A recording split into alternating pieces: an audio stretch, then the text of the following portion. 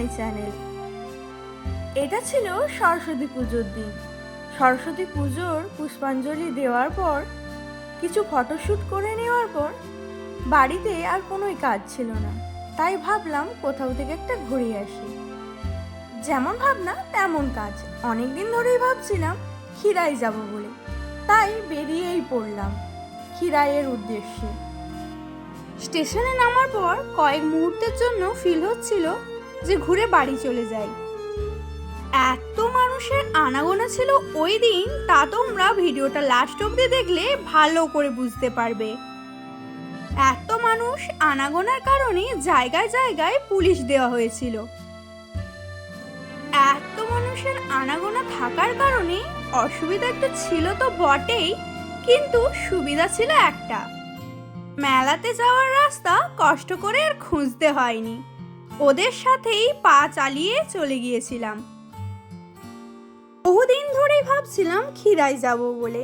আমার বাড়ি থেকে 3টে স্টেশন পরেই, দূর দূরান্ত থেকে মানুষ এসে খিরাই থেকে ঘুরে যাচ্ছে, কিন্তু আমার যাওয়ার আর সময় হয়নি। কিন্তু এমন দিনে গেলাম যে তোমরা দেখতেই পাচ্ছ কি অবস্থা। প্রায় 25 মিনিট হাঁটার পর ফাইনালি পৌঁছে গিয়েছিলাম মেলাতে। যে পরিমাণে মানুষের আনাগোনা ছিল, অত পরিমাণে ফুল তো হয়তো খিরাইয়ের ফুল বাগানেও ফোটেনি। যেদিকেই তাকাই মানুষজন কিলবিল কিলবিল করছে, ফুল বাগান আর দেখা যাচ্ছে না। ভিড় ঠেলে ঠেলে ক্রমশ মেলার ভেতরের দিকে ঢোকার চেষ্টা করছিলাম। খিরাইয়ের ফুলের মেলার প্রধান বিশেষত্ব হলো এই ফুলের ক্রাউনগুলো। সাধারণত মানুষ যায় এই ফুলের ক্রাউনগুলো মাথায় পরে ফটোশ্যুট করার জন্য। আমিও ঠিক একই কারণে গিয়েছিলাম, কিন্তু এত পরিমাণে দাম বলছিল ফুলের ক্রাউনগুলোর যে শুনলেই অবাক হয়ে যাবে তোমরাও। অন্যান্য দিন ফুলের ক্রাউনগুলো 40, 50, 60 এভাবে বিক্রি হয়, কিন্তু ওই দিন 150-200 টাকার নিচে ঠিকঠাক ফুলের ক্রাউন পাওয়াই যাচ্ছিল না। তবে একটা জিনিস ঠিক, তোমার যেরকম ফুল পছন্দ সেই হিসেবেই ওরা ফুলের ক্রাউন তৈরি করে দেবে সাথে সাথেই। বিভিন্ন দোকানে ফুলের ক্রাউনগুলোর দাম ছিল বিভিন্ন, কিন্তু 150-200 টাকার নিচে কোথাও সেভাবে ভালো ক্রাউন পাইনি। সত্যি কথা বলতে 150-200 টাকা দিয়ে ফুলের ক্রাউন কিনে মাথায় পরা আমার কাছে বিলাসিতা ছাড়া কিছুই মনে হচ্ছিল না, তাই ফুলের ক্রাউন আর নেওয়া হয়নি আমার। ফুলের ক্রাউন ছাড়াও বিভিন্ন প্রকারের ফুলের তোড়া পাওয়া যাচ্ছিল এখানে। যেরকম যেরকম ফুল পছন্দ বললেই সাথে সাথে তোড়া বানিয়ে দেয় ওইখানে। মেলার মধ্যিখানে দেখলাম ছোট করে সরস্বতী পুজোও হয়েছে। ফুলের বাগানের দিকে যাওয়ার সময় দেখলাম বিভিন্ন ধরনের ফুলের চারাও পাওয়া যাচ্ছে এখানে। প্রায় শীতকাল শেষের দিকে বলে কথা, তাই ফুলগুলোও শুকিয়ে এসেছে।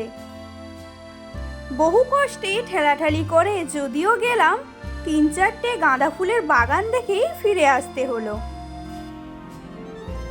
অনেক ঘোরাঘুরি করে নিয়েছিলাম, এরপর ভেবেছিলাম কিছু খেয়ে বাড়ি ফিরবো, তাই মেলা থেকে বেরানোর সময় দেখলাম পেয়ারা মাখা বিক্রি হচ্ছে। তোমরা যদি যাও অবশ্যই এখানে পেয়ারা মাখাটা ট্রাই করো, আমাকে তো খুব সুন্দরই লেগেছিল। এরপর বাড়ি ফেরার জন্য স্টেশনের উদ্দেশ্যে হাঁটতে শুরু করেছিলাম। রাস্তায় আসার সময় এই সঞ্জীবনী গাছ দেখতে পেলাম। আসার সময় যে রাস্তাটা দিয়ে হেঁটে আসছিলাম পুরো রাস্তাটাই ছিল মাটির, প্রচুর পরিমাণে গাড়ি যাতায়াতের জন্য পুরো ধুলোতে ভর্তি হয়ে গিয়েছিল।